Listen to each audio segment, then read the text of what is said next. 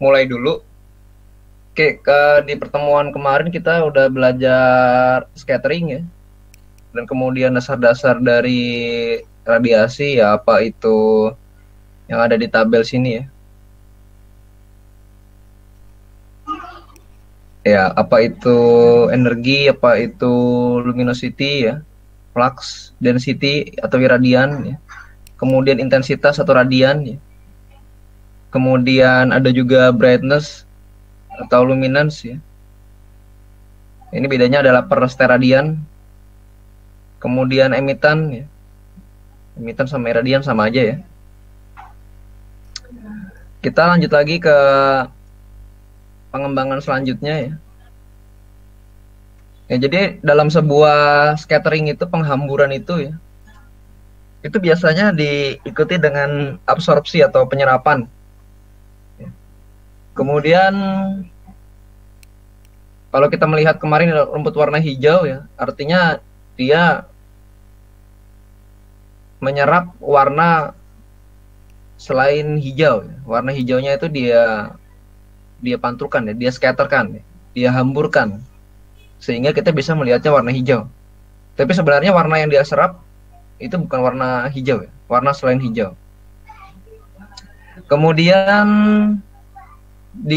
pada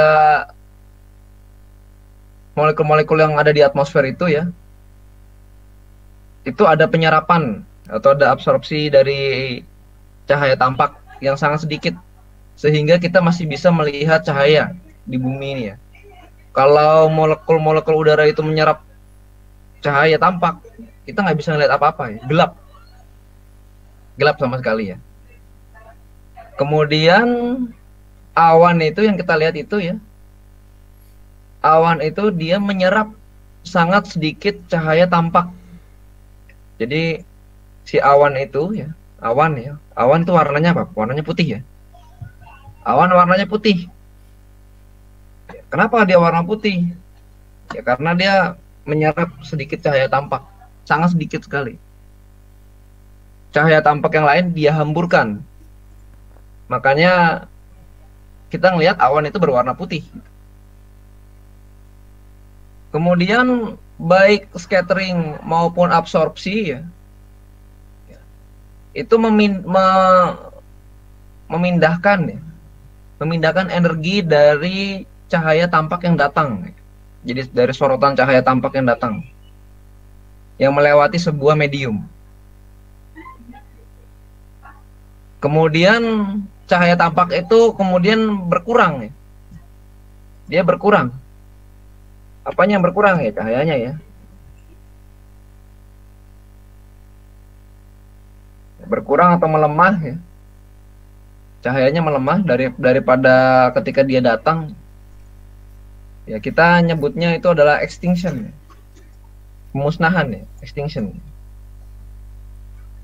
Jadi cahaya tampak itu diredupkan ya, dipadamkan ya, dimusnahkan ya.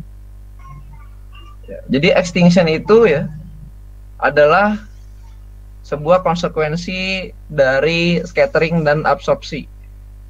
Jadi cahaya tampak itu dipadamkan oleh scattering dan absorpsi. Pada benda-benda yang dia tidak ya sama sekali dia tidak menyerap cahaya ya.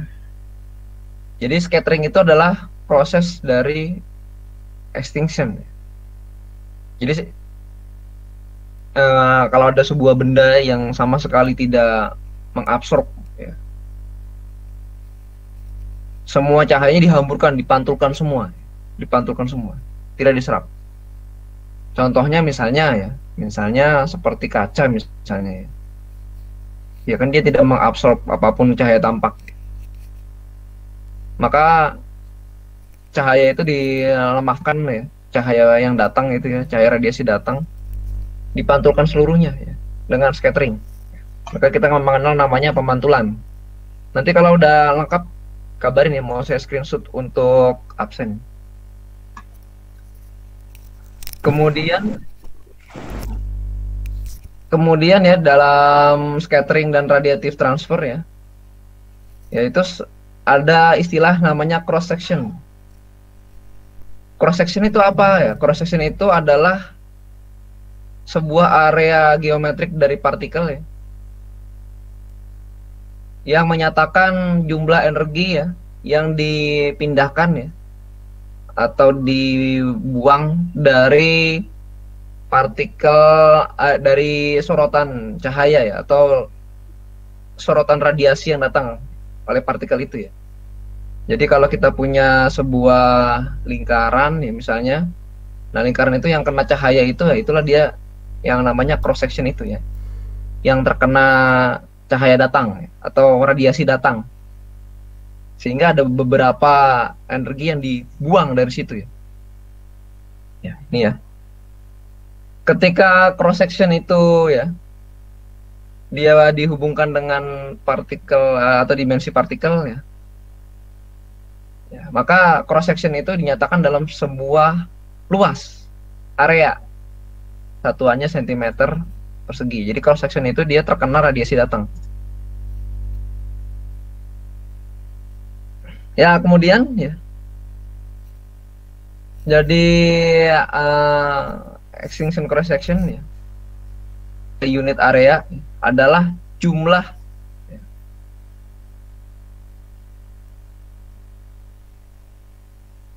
adalah jumlah dari scattering dan absorpsi ya, yang dilakukan oleh atau yang terjadi pada penampang itu ya.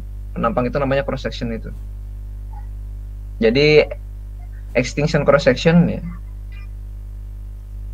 atau pemadaman oleh cross seksi ya, adalah jumlah energi, jumlah dari energi yang atau radiasi yang dihamburkan maupun diserap oleh luasan penampang itu gitu.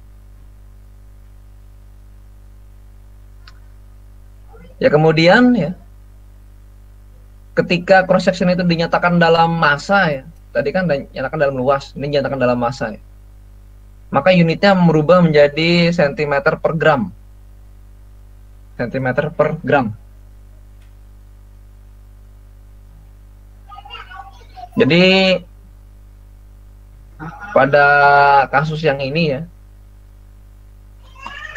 massa itu ya digunakan jadi pada perhitungan radiative transfer yang namanya mass extinction cross section atau massa ekstinsi ya, atau pemadaman dari cross seksi. Jadi selain dari luas, dia juga per massa, per gramnya itu ya, per gramnya itu. Oke ya.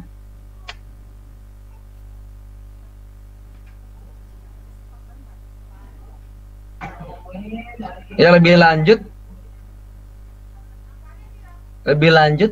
nanti yang akan dipengaruhi adalah densitas ya. Densitas satuannya gram per sentimeter kubik atau kilogram per meter kubik.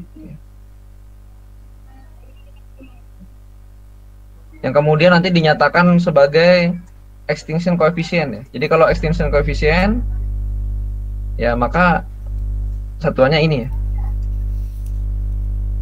Jadi sejauh mana ya, sejauh mana radiasi datang itu dihilangkan atau dikurangkan ya, energinya. Oleh apa? Oleh sebuah massa partikel dengan luasan tertentu ya. Massa partikel dengan luasan tertentu ya, atau volume tertentu ya. Densitas tertentu ya.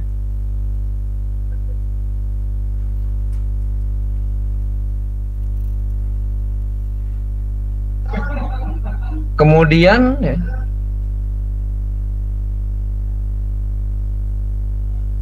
sebentar. Ini ya, yang ini ternyata ya, per sentimeter ya, ini ya, extinction coefficient. Kemudian ya dalam radiasi inframerah ya, infrared radiative transfer ya, mass ya, massa daripada absorpsi cross section itu disebut juga absorption coefficient. Jadi pada tetapan Stephen Boltzmann yang A itu ya, A itu berarti dia adalah massa dari cross section yang melakukan absorpsi ya. Masanya, massa benda ya, massa benda yang melakukan absorpsi. Jadi nggak semuanya, misalnya kita punya bola ya, kemudian ada radiasi, itu nggak semuanya yang melakukan absorpsi, hanya yang terkena radiasi aja. Sebenarnya begitu ya, sebenarnya begitu.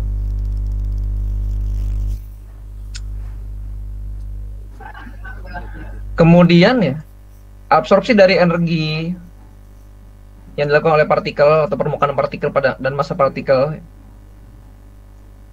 ya, itu nanti akan menghasilkan emisi ya. Emisi. Jadi konsepnya itu sebenarnya sudah pernah saya jelasin ya. Dulu kalau kalian masih ingat ya, pada radiasi benda hitam ya, yang sebentar lagi akan dibahas ya. Jadi sebagai konsekuensi absorpsinya, karena dia menyerap ya, maka dia harus mengemisikan energi yang dia serap. Ya, hampir tidak bisa disimpan. Kenapa hampir nggak bisa disimpan? Karena benda-benda yang melakukan absorpsi itu biasanya adalah black body ya, atau benda-benda hitam. Pengertian dari black body itu adalah dia tidak bisa menghasilkan energinya sendiri. Kalau dia bukan black body, dia bisa memancarkan energinya sendiri. Contohnya matahari itu ya. Matahari dia juga selain bersifat sebagai black body, juga dia nggak bersifat sebagai black body, karena dia memiliki energinya sendiri ya. Dia memancarkan energinya sendiri.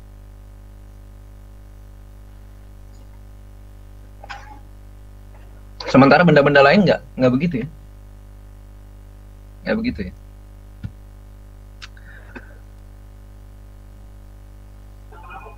Apakah sudah datang semua? Belum ya? Oh, belum ada ya? Belum lengkap ya? Oke, kita lanjutin lagi ya. Kemudian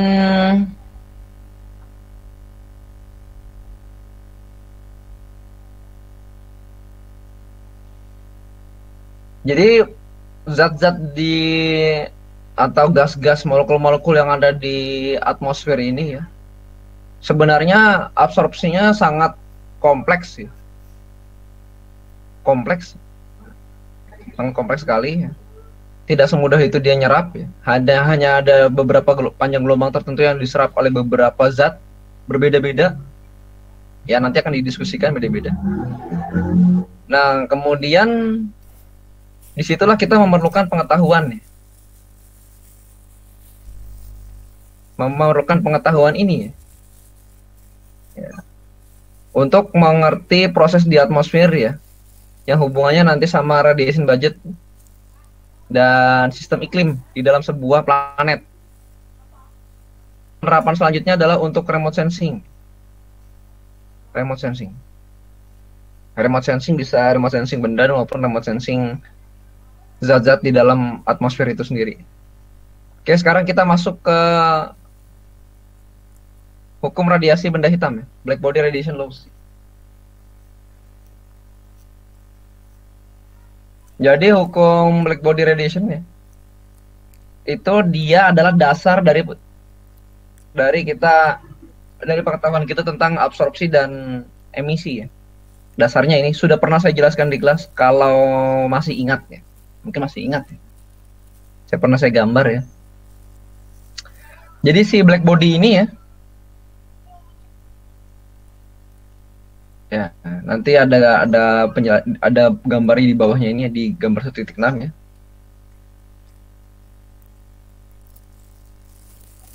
Jadi sebagian besar ya,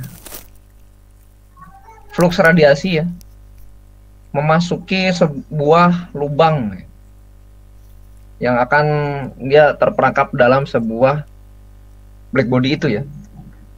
Sebenarnya begitu ya, dia punya lubang ya. Ada rongganya ya. Ada rongganya. Nanti ada gambarnya di bawah nih. Kemudian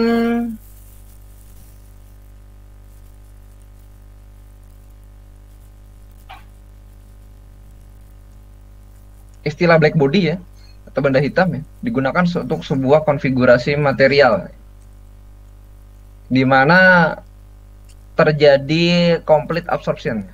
Artinya di mana material itu menyerap seluruhnya radiasi yang datang. Konsepnya itu dulu ya. Menyerap seluruhnya radiasi yang datang. Meskipun nanti ada juga yang nggak nyerap, ada juga yang nyerap. Tapi untuk pertama kali kita definisikan sebagai dia benda yang menyerap seluruh radiasi yang datang. Kemudian emisi ya. Emisi itu kebalikan daripada absorpsi ya.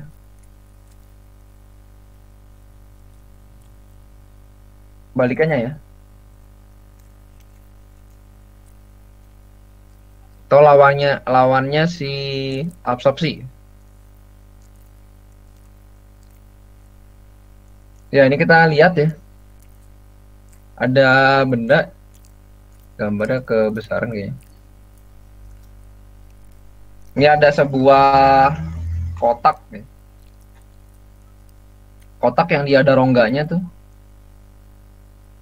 Datanglah si radiasi, datang ya. Kemudian masuk ke dalam rongga itu, dia akan diserap ke dalam. Itulah penggambaran daripada black body. Kalau kalian punya kardus, ini kalian bolongin, yang lainnya ditutup, itu dia gelap warnanya. Gitu ya, bayanginnya ya, kalau punya kotak. Ini dibikin bolong, dalamnya kosong ya, karton ya. Terus kemudian sisi lainnya ditutup, dia akan berwarna gelap. Kenapa berwarna gelap? Ya karena dia menyerap radiasi yang datang. Ya itulah kenapa kalau kita memasuki sebuah ruangan itu ya, jendelanya satu, makin ke dalam makin gelap. Goa itu walaupun dia bolong ya, makin ke dalam itu makin gelap. Kenapa ya? Karena dia menyerap radiasi, mengabsorpsi radiasi cahaya tampak yang datang. Semakin dalam itu semakin gelap. Semakin ke dalam semakin gelap. Ya. Dia diserap dan dipantulkan dalam gelombang lain. Dalam hal ini gelombangnya infrared. Infrared itu sifatnya adalah selalu dipantulkan ya. Ya, penyerapannya sedikit. Jadi makanya kalau kita masuk ke sebuah goa ya, kalau kita masuk ke gua itu dia agak panas ya, karena memang sudah apa namanya, cahaya tampak itu sudah diemisikan kembali ya, itu diemit. Ya. Jadi akan dipantulkan oleh dinding-dindingnya ya, sampai terjadinya kesetimbangan ya, atau equilibrium ya. Equilibrium. Kemudian pada kasus radiasi benda hitam, kita mengenal yang namanya hukum Planck ya. Hukum Planck. Kalau jumlahnya udah lengkap kabarin ya, sambil dipantau ya. Oke ya. Siapa? Ya, jadi pada tahun 1991 ya, dalam menjelaskan radiasi, rongga radiasi ya tadi ya, itu si Planck itu ya mengasumsikan bahwa atom pada dinding-dinding itu ya bersifat seperti osilator elektromagnet. Elektromagnet ya. Kemudian yang memiliki frekuensi osilasi ya. Nah, kemudian ketika si osilator tadi ya memancarkan energi ke dalam rongga dan menyerap energi dari situ ya. Jadi kalau ada yang dipancarkan ke situ, dia akan menyerap di dinding-dinding tersebut. Kemudian habis diserap diapain? Diemisikan lagi ya. Kemudian si Planck itu ya membuat dua asumsi tentang osilator ya. Yang pertama, postulat Planck ya, yang menyatakan bahwa osilator mendapatkan energi dari E sama dengan NHV kemarin. V ini ya, V frekuensi ya. Di mana V yang ini ya. Ini apa ya namanya ya? Huruf apa ya? Huruf Yunani apa ya? Sebentar saya cari dulu nih. Ini nyebutnya apa ya? Bukan V. Apa ya? Huruf Yunani apa ya? Nyebutnya lupa saya namanya.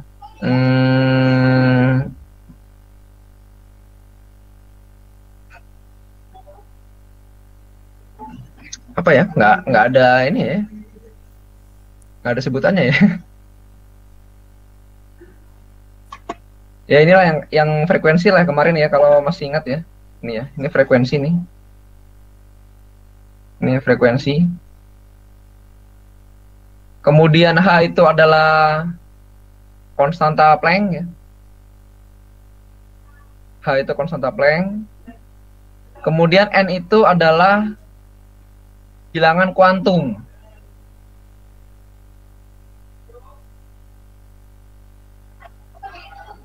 Kemudian E itu ya energinya ya.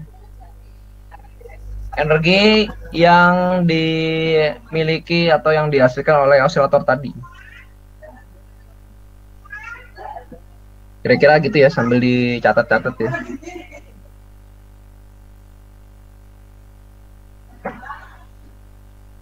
Ya, jadi pada persamaan ini ya, energi dari osilator tadi ya, atau dinding-dinding dari rongga radiasi yang ada pada benda hitam tadi dapat dikuantifikasi ya. Kemudian pada perkembangan berikutnya ya, sebenarnya energi rumus yang tepat ya, pada sebuah osilator harmonik adalah E sama dengan dalam kurung N plus setengah Hv. Ya, H itu tetapan Planck. Ya, V yang ini adalah frekuensi ya.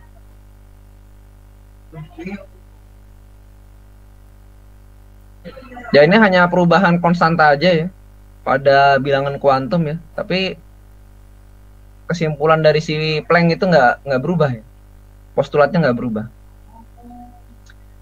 Postulat pertama. Kemudian postulat yang kedua atau hukum yang kedua adalah osilator tadi ya, tidak meradiasikan energi secara terus-menerus ya, tapi akan diskret ya, atau dipecah-pecah ke dalam beberapa lompatan ya, atau sebutannya kuanta ya. Jadi energinya itu nggak kontinu ya, dia tidak kontinu. Kemudian kuanta inilah ya, kuanta energi inilah ya, yang diemisikan ketika osilator berubah dari satu keadaan ke keadaan lainnya ya, atau energi state ya, keadaan energi yang lainnya. Jadi berubah-ubah di osilator itu ya. Kemudian bilangan kuantum tadi berubah yang dinyatakan pada ya perubahan energi tadi ya, sama dengan delta dari rumus yang postulat pertama ya, sama dengan Hv. Cuma nggak masuk otak. Jadi perubahan yang sangat kecil ya, change by 1 unit ya, perubahannya sangat kecil. Kemudian penentuan energi yang dikeluarkan dan diemisikan ya, itu memerlukan pengetahuan tentang apa? Tentang total number osilator ya, dengan frekuensi V ya, untuk semua keadaan yang memungkinkan ya, yang bergantung pada Boltzmann statistik yang ada di tabel A. Tabel A di mana tabel A? Di bawah mungkin ya.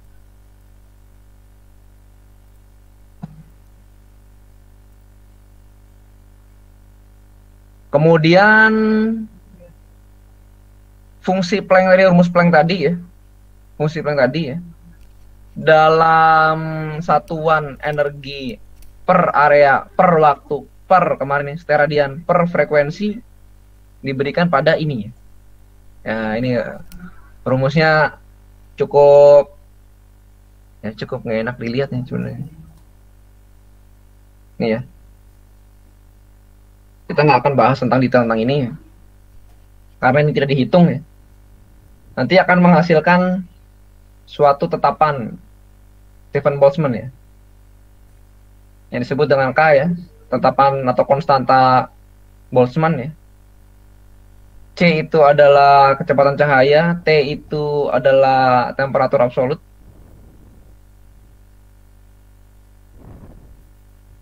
Yang ditemukan ya, tetapan si Planck tadi, si H tadi, dan si konstanta Boltzmann ya, ditemukan melalui apa? Melalui eksperimen. Jadi dari rumus ini ditemukanlah H itu atau konstanta Planck itu sama dengan 6,626 kali 10 pangkat min 34 Joule second.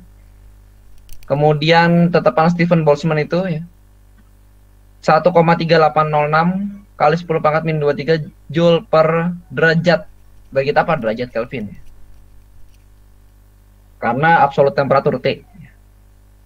Satuannya Kelvin. Gitu ya. Jadi mendapatkannya gitu ceritanya. Ya kemudian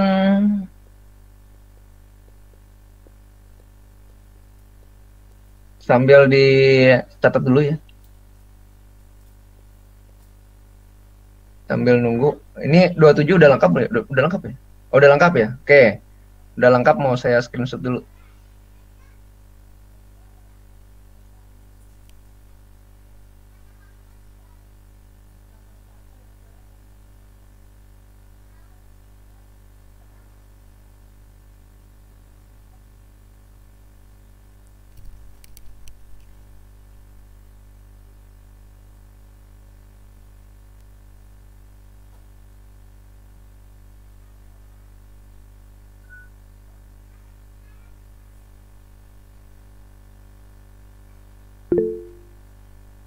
Oke ya.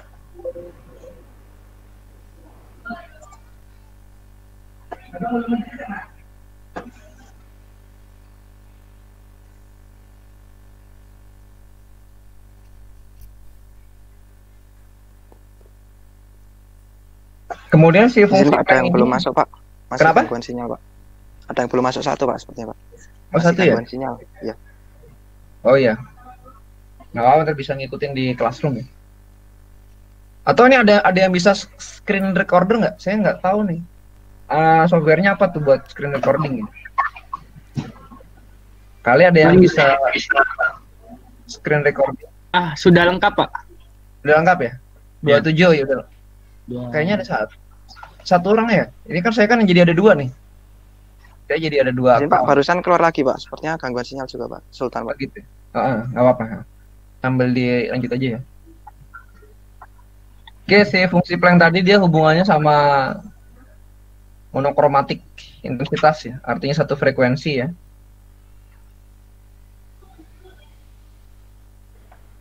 Kemudian dengan memanfaatkan hubungan antara frekuensi dan panjang gelombang ya, yang pada rumus-rumus yang di awal itu ya. Untuk selanjutnya tetapannya ya diformulasikan sebagai berikut nih, sebagai 1124 dengan C1 sama dengan 2V HC kuadrat, kemudian C2 sama dengan HC dibagi dengan K ya, atau tetapan Stephen Boltzmann ya. Ini adalah konstanta radiasi pertama dan kedua ya. Yang pertama yang ini konstanta radiasi, yang kedua yang ini. Ya.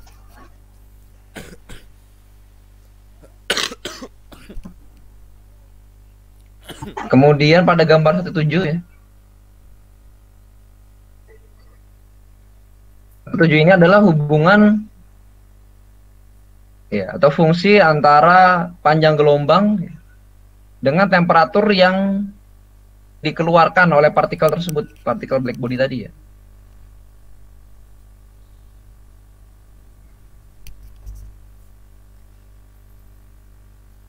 Temperaturnya ya, yang garis lurus ini 7000 Kelvin ya. Kemudian semakin lama semakin rendah 5000 Kelvin ya. Ini panjang gelombangnya ya. Kemudian ini intensitas radiasinya ya.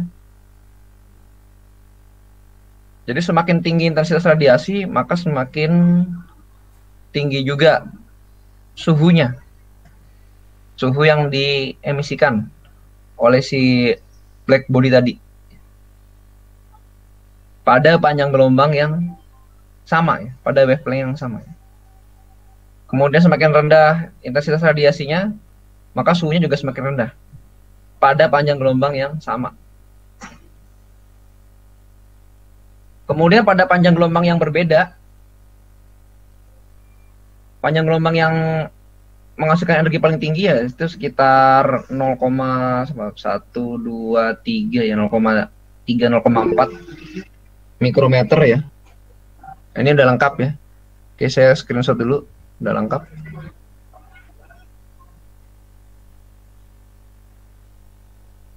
Buat absen soalnya.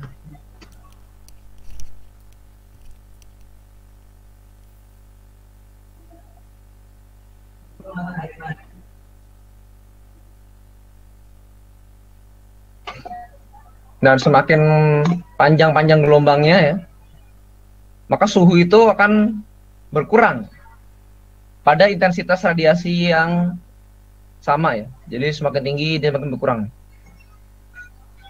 Ya, di sini kan dia ada tinggi ya 0,3, terus lebih dari 0,3 0,4 ini semakin berkurang lagi. Gitu ya. Semakin berkurang lagi dia.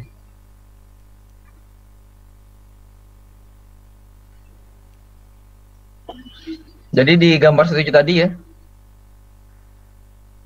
itu adalah ini ya, total intensitas radiasi ya, dengan panjang gelombang ya.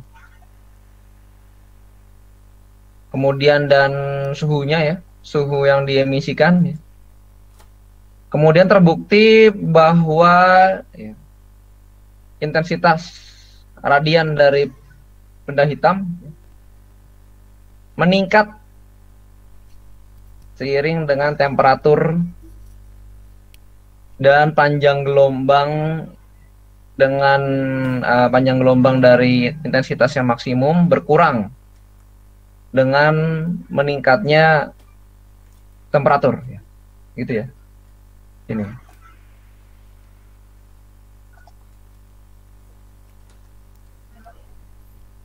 Jadi kalau temperaturnya naik pun, ya, temperaturnya dinaikkan, ya intensitasnya naik. Hubungannya gitu ya. Atau intensitasnya naik, ya temperaturnya tinggi juga.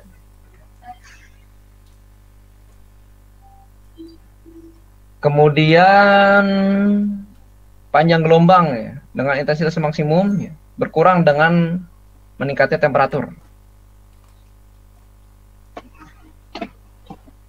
Ya semakin tinggi temperaturnya ya, temperatur semakin tinggi nih. Temperatur tinggi, ya maka panjang gelombangnya semakin berkurang. Ya. Kalau temperatur rendah, panjang gelombangnya semakin tinggi gitu ya, hubungannya gitu. Itulah kenapa kalau pada cahaya-cahaya tampak, kalau dia panjang gelombangnya tinggi, yang merah tuh ya, cahaya merah, suhunya rendah. Kemudian pada panjang gelombang yang pendek, yang violet atau ultraviolet, cahayanya tinggi. Apa namanya? Suhunya tinggi.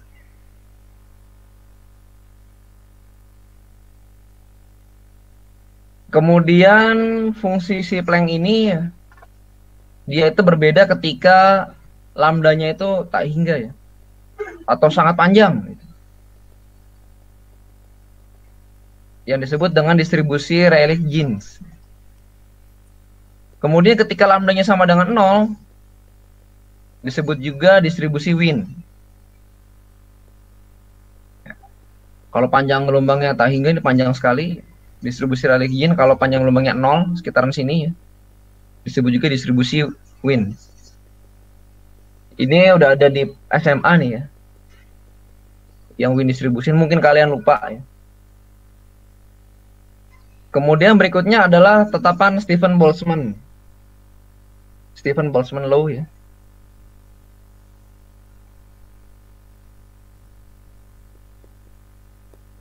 Jadi total intensitas radiasi dari dari benda hitam dapat diturunkan dengan mengintegrasikan fungsi Planck tadi untuk semua domain panjang gelombang dari 0 sampai tak hingga. Jadi mengintegrasikan ini ya. Nanti akan didapat variabel baru. X sama dengan HC per K kali panjang gelombang kali T. Inilah yang menjadi tetapan, inilah menjadi rumus dari Stephen Boltzmann ya. Di bawah. Sampai ke sini ya, sampai ke sini ya. Jadi black body radiasi itu adalah isotropik.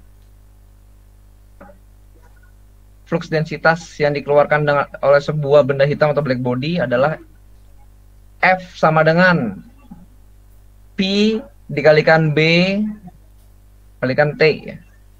Fungsi B dari T ya. Fungsi tadi Planck. Black body intensitas berdasarkan suhu. Atau setara dengan sigma T pangkat 4 ya. Ini dicatat dulu ya. Dulu taunya ini aja kan, sigma T pangkat 4.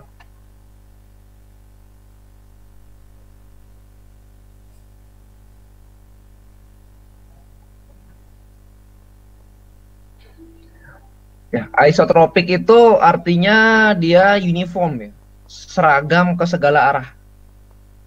Isotropik. Jadi radiasi black body itu isotropik, walaupun yang diabsorpsi itu tidak isotropik. Yang diabsorpsi itu hanya pada cross sectionnya aja. Artinya apa? Artinya yang, nah ini harus saya gambar sih. Mana ya? Kalau saya gambar itu dia misalkan, ya misalkan saya gambar ya. Nah, saya gambar ini.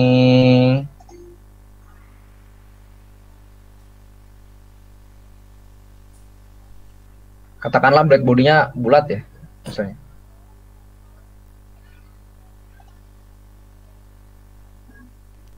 Kemudian yang terkena insiden light itu ya, atau radiasi datang itu yang sebelah sini aja ya.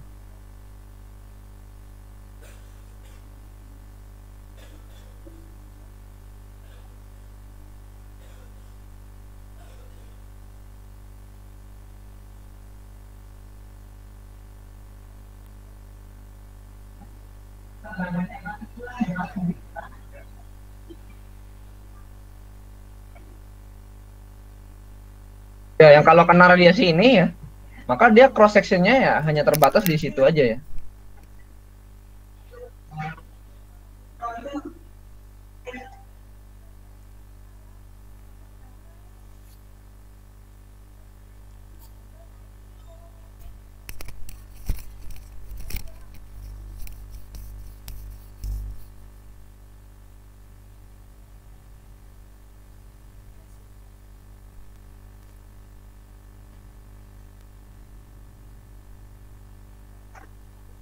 Ya sini aja ya. Ini cross sectionnya ini ya. Yang diabsorb di bagian sini aja ya. Tapi kalau dia mengemisikannya ke segala arah. Ini ya, walaupun dia menyerap ke sini, akan diemisikan ke segala arah. Itulah kenapa kalau kita memanaskan besi dari sebelah sini misalnya ya, itu panasnya ada di semuanya gitu ya. Sampai belakang juga panas ya. Ya itu namanya isotropik. Jadi dipancarkan secara isotropik. Jadi radiasi benda hitam itu isotropik, atau dia seragam ke segala arah. Artinya sama aja di bagian yang kena pun, ya nggak kena pun dia sama, ya, mengemisikannya sama. Itu. Dimana si sigma itu ya adalah konstanta Stephen Boltzmann yang sama, yang disetarakan dengan 5,67 kali 10⁻⁸ Joule per meter kubik, per meter persegi per second per derajat Kelvin pangkat 4 ya. Derajat pangkat 4. Jadi persamaan Stephen Boltzmann yang kalian dapatkan di SMA itu ya merupakan hasil integrasi dari fungsi Planck pada radiasi benda hitam. Pada intensitas radiasi benda hitam. Si B ini ya. Yang ini ya. Ini kalau diintegralkan ya, maka hasilnya adalah ini ya. Maka hasilnya adalah ini. Ya, jadi persamaan ini yang menyatakan flux densitas yang dikeluarkan ya. Fluxnya ya. Kalau flux itu dia berarti per meter persegi nih. Ya, per meter persegi ya. Yang dikeluarkan oleh benda hitam sebanding dengan pangkat 4 dari temperatur absolut.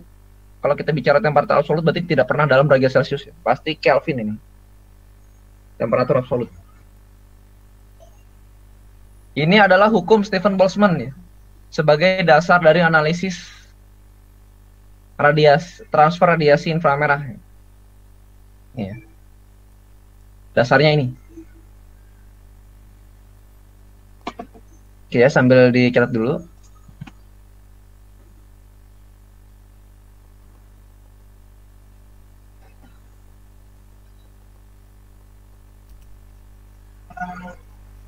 Kemudian berikutnya ya,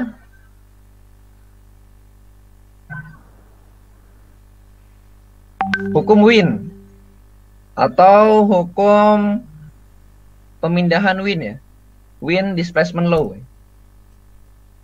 Ini juga udah pernah di SMA ya, pasti udah pernah. Orang saya juga udah pernah belajar, pasti kalian juga lebih banyak lagi belajar ya. Orang kurikulum zaman dulu kan lebih sederhana ya. Jadi Wien displacement law ya, atau hukum Wien itu gampangnya ya, menyatakan bahwa panjang gelombang dari intensitas maksimum radiasi benda hitam berkebalikan dengan temperaturnya ya. Berkebalikan dengan temperaturnya.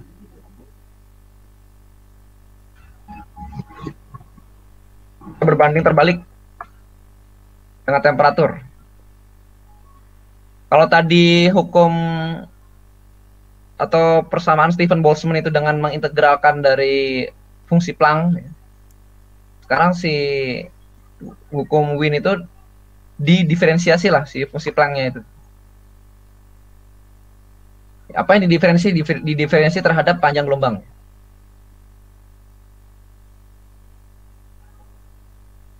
Kemudian hasilnya itu harus 0 untuk mendapatkan panjang gelombang maksimum. Jadi ini matematik ya. Diferensiasinya berdasarkan panjang gelombang sama dengan 0 untuk mendapatkan panjang gelombang maksimum. Jadi panjang gelombang maksimum sama dengan A per T, di mana A adalah 2,897 kali 10 pangkat min 3 meter Kelvin. Kemudian T adalah absolut temperatur dalam Kelvin. Kemudian dari persamaan ini ya, kita dapat menentukan temperatur dari sebuah black body, sebuah benda hitam. Dengan mengukur apa? Dengan mengukur intensitas monokromatik yang maksimum ya, panjang gelombang intensitas monokromatik maksimum. Dengan mengukur ya.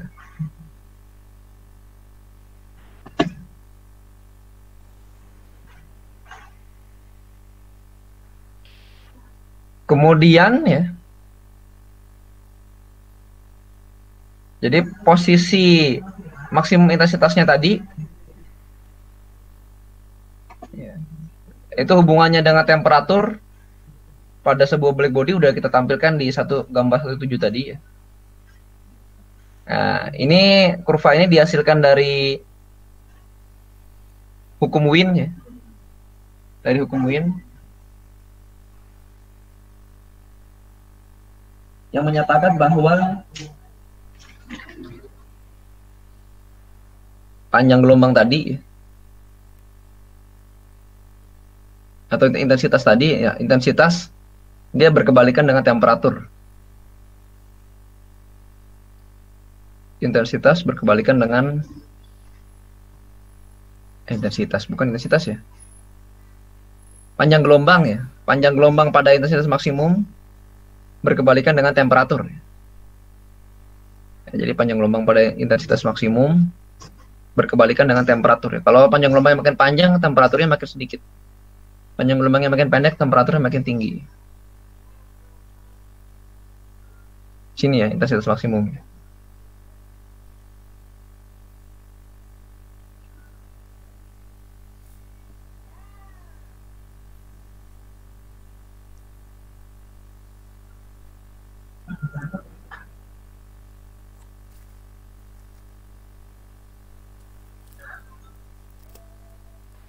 Kemudian berikutnya adalah, ini sampai hukum apa ya? Ya ini ya. Hukum yang terakhir ya. Itu adalah hukum Kirchhoff ya. Jadi pada ketiga hukum dasar yang sebelumnya itu ada Planck, kemudian ada Stephen Boltzmann, kemudian ada hukum Wien ya. Ya itu berhubungan langsung dengan intensitas radiasi yang dipancarkan oleh oleh benda hitam ya. Yang bergantung pada panjang gelombang dan temperatur dari medianya ya. Jadi sebuah media dapat menyerap radiasi tertentu ya, radiasi dengan panjang gelombang tertentu ya. Yang pada saat bersamaan ya. Jadi at the same time ya. Pada saat bersamaan, jadi langsung dia instantly langsung mengemisikan radiasi pada panjang gelombang yang tertentu tadi. Jadi begitu diserap dia tidak punya lag time ya, langsung dipancarkan.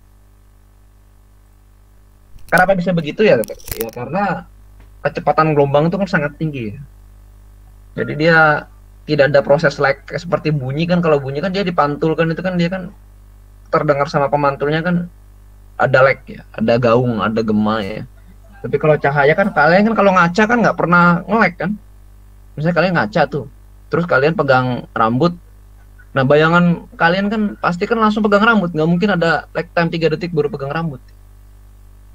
Jadi langsung dia, instantly, seperti tidak ada jeda gitu.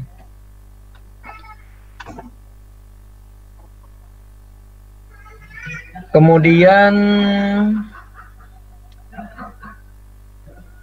ada yang namanya thermodynamic equilibrium ya.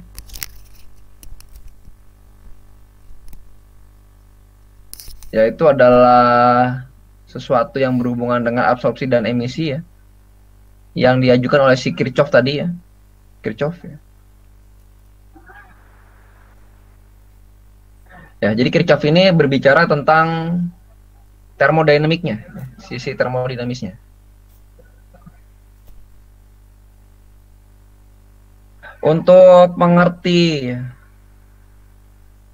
dari Kirchhoff Law, untuk memahami si Kirchhoff Law tadi ya, hukum Kirchhoff tadi ya. Ya cobalah kita mengasumsikan ya, kita punya tembok hitam. Ya, yang terisolasi dari panas ya.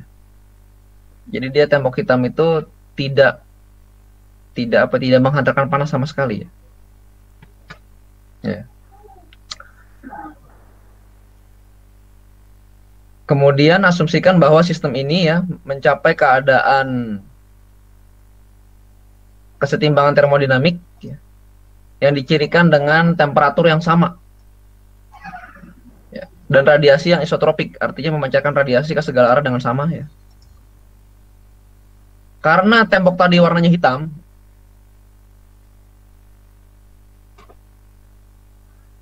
radiasi yang diemisikan oleh sistem kepada tembok tadi ya, itu diserap terus. Kemudian ya, karena ada kesetimbangan ya, jumlah energi yang diserap sama si tembok sama dengan jumlah energi yang diemisikan oleh si tembok. Nih ya, sini ya. Karena terjadi kesetimbangan, maka jumlah energi radiasi yang diserap sama si tembok tadi ya, Dia itu juga diemisikan dengan sama jumlahnya, nggak berbeda.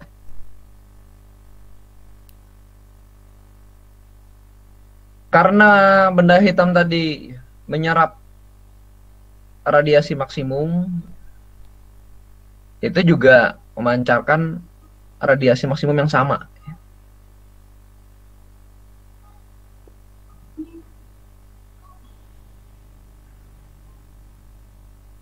Seandainya tembok tadi memancarkan energi radiasi yang lebih tinggi, ya maka nggak akan terjadi equilibrium. Dan hukum si Kirchhoff ini akan dilanggar ya. Jadi nggak bisa ya. Nggak bisa kalau benda hitam menyerap radiasi X, maka dia memancarkan radiasi 2X, nggak bisa. Pasti sama. Kalau terjadi equilibrium. Sama atau lebih kecil. Karena di contoh ini kita bahas asumsi dianggap sama dulu ya. Nggak bisa dia lebih besar, nggak bisa. Jadi radiasi di sistem ini ya, radiasi di sistem ini ya, dia itu diibaratkan sebagai radiasi benda hitam. Dan jumlah intensitas radiasinya adalah fungsi dari temperatur dan panjang gelombang. Temperatur dan panjang gelombang.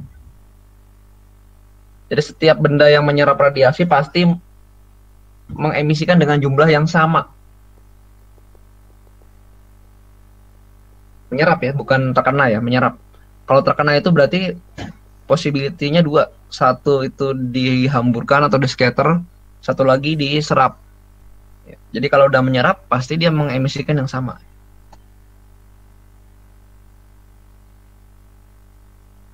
Jadi dari diskusi yang sebelumnya kita kan udah ngelihat emisivitas yang bergantung pada panjang gelombang ya. Pada fungsi si Planck tadi ya. H sama dengan frekuensi tadi ya. Yang dia sama dengan absorptivitas ya.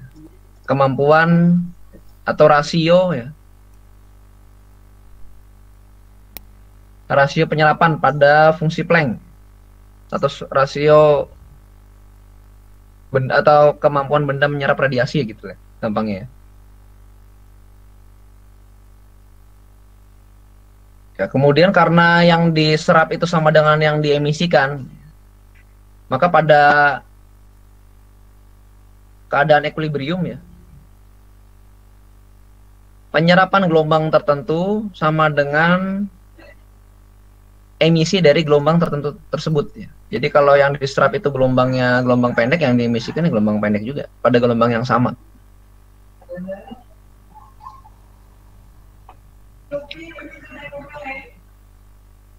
Kemudian ya, sebuah medium dengan absorptivitas A lambda ya, akan menyerap hanya A lambda. Ya. Kemudian dikalikan dengan blackbody radiant intensity ya. Kemudian akan memancarkan E lambda ya. Dikalikan dengan blackbody radiant intensity, tergantung intensitasnya tadi ya, atau warnanya kalau di sini tadi ya. Untuk sebuah benda hitam yang sempurna ya, benda hitam yang sempurna, absorpsi adalah maksimum, emisi juga adalah maksimum, sama dengan 1. Jadi semua yang datang itu diserap semua. Yang diserap semua adalah yang diemisikan semua, sama dengan 1 ya, rasionya ya, rasio yang datang.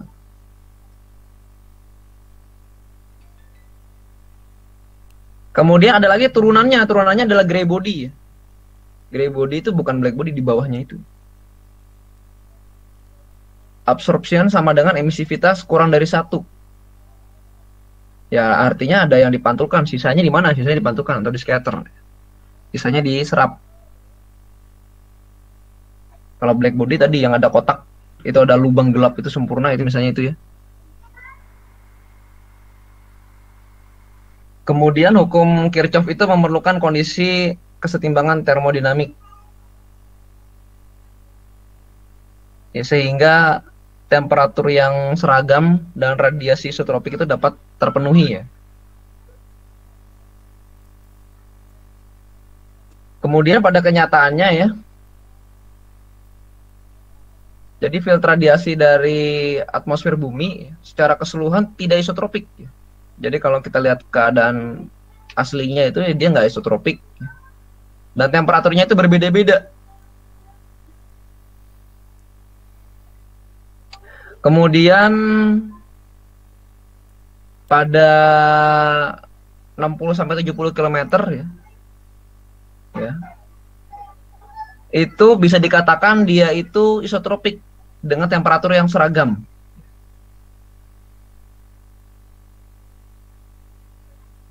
Jadi kalau di atmosfer itu sebenarnya nggak isotropik ya, sama temperaturnya berbeda-beda ya penyerapan radiasinya. Cuman kira-kira 60-70 km itu bisa dikatakan seragam. Kenapa seragam ya? Karena ada kesamaan unsur-unsur di dalam atmosfer pada keadaan 60-70 km, kira-kira begitu ya.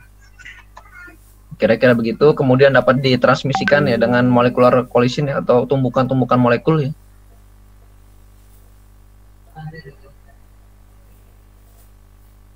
Kira-kira itu ya.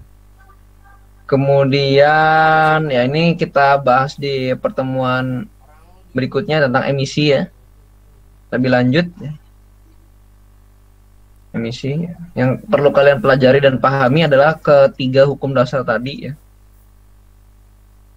Yang pertama adalah keempat ya, sama Kirchhoff ya. Yang pertama adalah hukum Planck ya, tentang black body ya, radiasi benda hitam ya, yang menyatakan bahwa energinya ya, energi dari yang dipancarkan tadi adalah N kalikan H kalikan V, di mana N itu adalah bilangan kuantum ya, yang sebenarnya ini rumusnya sekarang dikalikan dengan H itu adalah konstanta Planck, kemudian ini adalah frekuensi, V ini adalah frekuensi ini ya, H dikali V. Jadi perubahan energi yang sangat kecil ya, atau delta E itu sama dengan H dikalikan dengan V. Kemudian hasil dari integrasi dari fungsi Planck ya, yang dinyatakan dalam energi per area per waktu per steradian per frekuensi ya, menghasilkan fungsi Stefan Boltzmann atau hukum Stefan Boltzmann. Yang ini ya. Jadi F atau flux densitas yang diradiasikan oleh sebuah benda hitam sama dengan sigma atau tetapan atau konstanta Stefan Boltzmann temperatur absolut pangkat 4 ya. Bahwa flux densitasnya ya dari yang diemisikan dari sebuah benda hitam sebanding dengan pangkat 4 daripada absolut temperaturnya. Nah, sedangkan kalau kalau fungsi Planck tadi didiferensiasi terhadap panjang gelombang akan menghasilkan hukum Wien. Ini fungsi Planck tadi didiferensiasi terhadap panjang gelombang ya untuk mendapatkan panjang gelombang maksimum ya. Dimana setelah dihitung adalah panjang gelombang maksimum sama dengan A per T. A ya, itu adalah 2,897 kali 10 pangkat min 3 meter derajat Kelvin ya, dibagi dengan T yang menghasilkan hubungan antara panjang gelombang dengan suhu. Panjang gelombang pada intensitas maksimum dengan suhu yang ada di gambar ini. Semakin tinggi suhu, maka panjang gelombangnya semakin pendek. Semakin panjang gelombang, maka suhunya semakin rendah ya, turun nih. Dia turun. Kemudian yang terakhir itu tadi ada hukum Kirchhoff ya. Hukum Kirchhoff menyatakan bahwa ya, sejumlah energi yang diabsorpsi sebanding sama dengan sejumlah energi yang diemisikan. Di mana pada black body rasionya adalah 1, artinya energinya semuanya diabsorpsi dan semuanya diemisikan. Tapi pada gray body ya, atau benda abu-abu ya, nilai dari absorpsivitasnya sama emisivitasnya kurang dari 1. Artinya cahaya itu ya kemungkinan ada yang dipantulkan, ada yang di scatter, ada yang diteruskan, ditransmit, ada juga yang diabsorpsi. Kurang dari satu. Untuk pertemuan kali ini ya mungkin kalian sebenarnya sih ini sih udah dibahas ya di SMA gitu sebenarnya.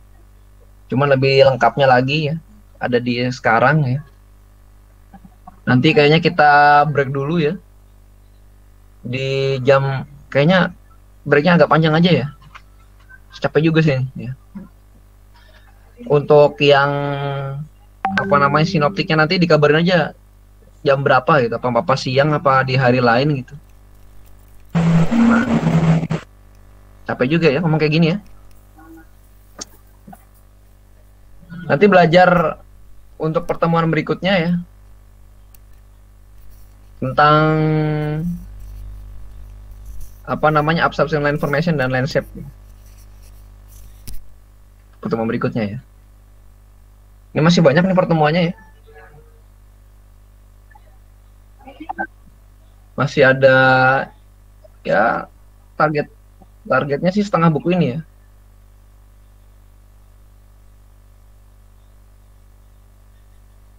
Jadi buku ini kalau kita bahas keseluruhan ya, yang penting-penting aja sih, nggak semuanya sih.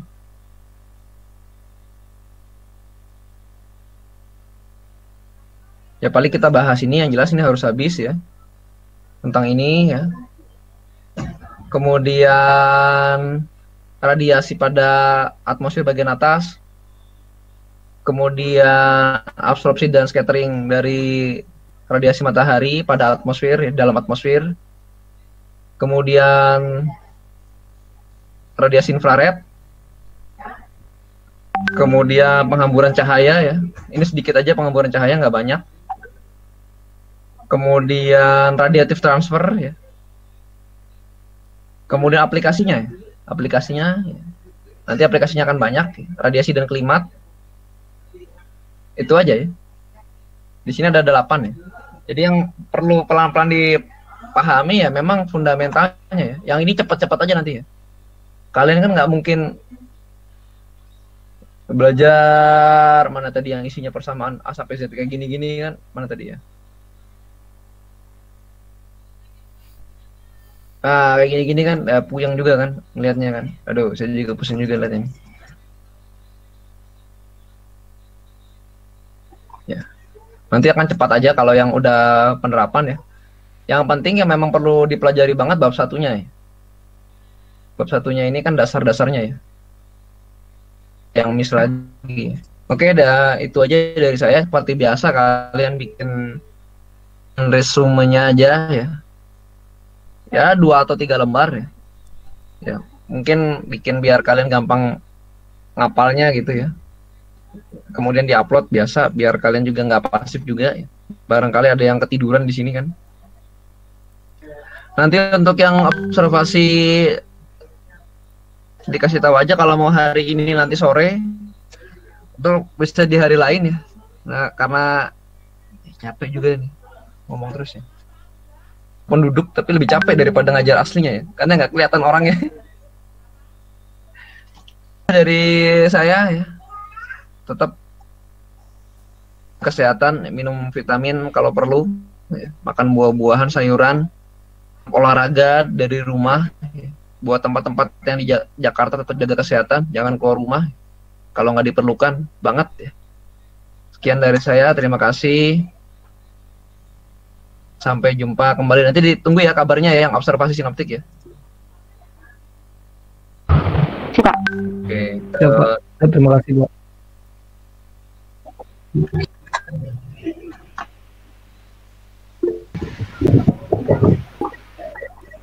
Jangan lupa Resum, cok, resum. Nge-record 1 jam loh. apa nanti yang